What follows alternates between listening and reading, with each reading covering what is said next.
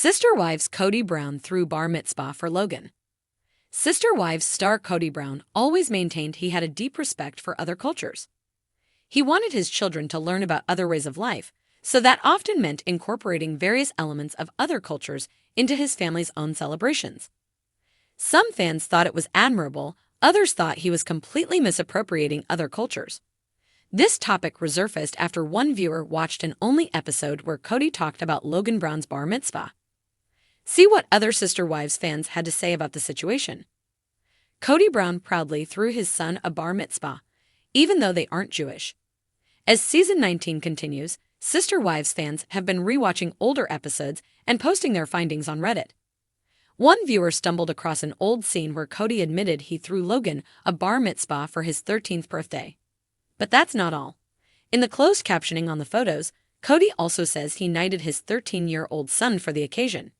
In real bar mitzvahs, the 13-year-old boy reads from the Torah and gives a speech. The boy also spends quite a bit of time preparing for the ceremony. The Browns turned it into a goofy party to celebrate their son's birthday. I need to know everything about Logan's bar mitzvah, a Redditor shared on the platform, attaching a photo from the occasion. What I wouldn't give to have seen this knighting ceremony during a bar mitzvah thrown by Kody.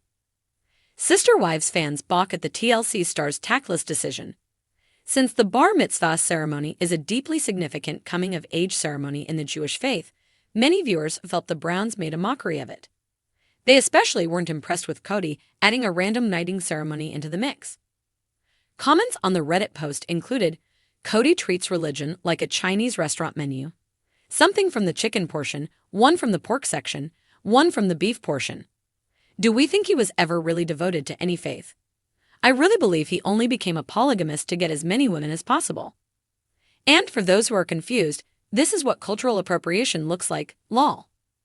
My guess is Logan knew it was inappropriate at the time, but just went along with it because his father is nuts. God I've *** king hate when fundies appropriate Jewish religion and culture like this. It's so offensive and gross. Kody Brown paced back and forth in the living room of his Flagstaff home, his trademark curls bouncing with every step. The room was unusually quiet, a rare occurrence in the Brown household, but today was different. This was a moment of transformation, one that Kody had been planning for weeks. Logan's bar mitzvah. Now, Logan wasn't Jewish. He wasn't even remotely interested in religion these days, let alone a specific faith that wasn't part of the Browns' fundamentalist Mormon roots.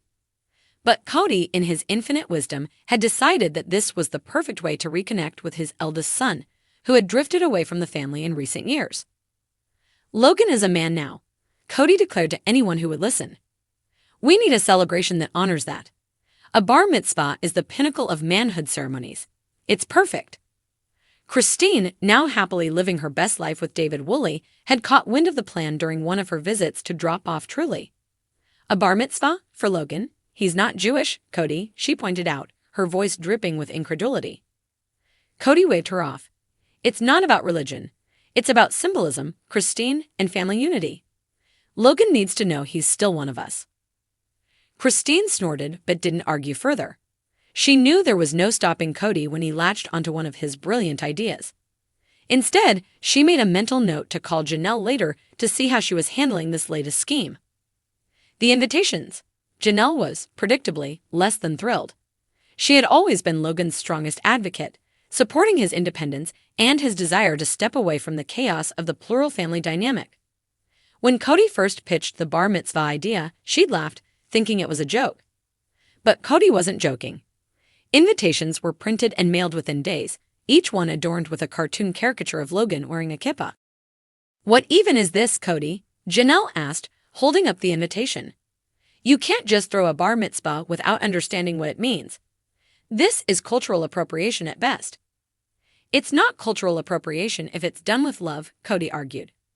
"I watched a documentary on bar mitzvahs last week. I've got this under control." Janelle groaned but didn't have the energy to fight. Logan, surprisingly, agreed to go along with it, not because he wanted to, but because he figured it would be easier than arguing. "It's just one day," he told his fiancée, Michelle. "How bad could it be?" Preparations. Kody went all out. He rented a local community center and hired a DJ who specialized in Jewish celebrations. He even ordered a Torah from an online novelty shop, though he didn't bother to read it. "It's for ambience," he explained to Robin, who was busy designing a Star of David necklace to wear for the occasion. "I think this is a wonderful idea," Robin cooed, always the loyal supporter. "It's so inclusive." Meanwhile, Mary had opted to stay out of the planning altogether. She spent most of her days at her bed and breakfast in Utah, avoiding Flagstaff drama as much as possible. When Kody called to ask if she'd help make kugel for the reception, she flatly declined. "Good luck with that," she said, hanging up before he could protest. The big day, when the day of the bar mitzvah arrived, the community center was unrecognizable. Blue and white balloons filled the room, and a giant banner reading Mazel Tov, Logan, hung above the stage. A buffet table was laden with what Kody insisted were Jewish delicacies: bagels, lox, and a questionable-looking brisket that Cristin later confessed had been ordered from a barbecue joint. Guests trickled in, a mix of Brown family members, friends, and a few confused locals who thought they were attending an actual Jewish ceremony. Logan arrived with Michelle in tow, his expression a mix of amusement and mild horror. "What have I gotten myself into?" he muttered to her as they walked in. The ceremony began with Kody taking the stage, wearing a tallit draped awkwardly over his shoulders. He cleared his throat and launched into what he called a modified Torah reading, which was actually just a passage from the family's Book of Mormon scripture. Logan sat in the front row, his arms crossed and his face betraying every ounce of skepticism he felt. "Kody, this is a lot," Janelle whispered, leaning over to him.